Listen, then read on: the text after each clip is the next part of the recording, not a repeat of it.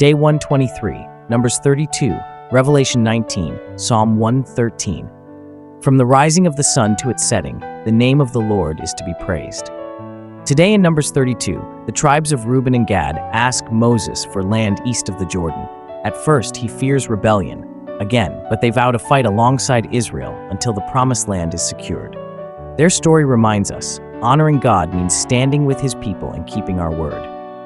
In Revelation 19, heaven breaks into thunderous worship. Hallelujah, for the Lord our God the Almighty reigns.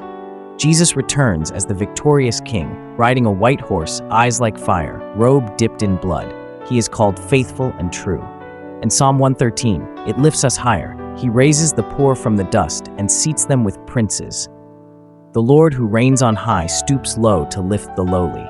Every choice matters, every vow, every praise. Let your life sing hallelujah in every season. Like, comment, hallelujah, and share this word of power and praise.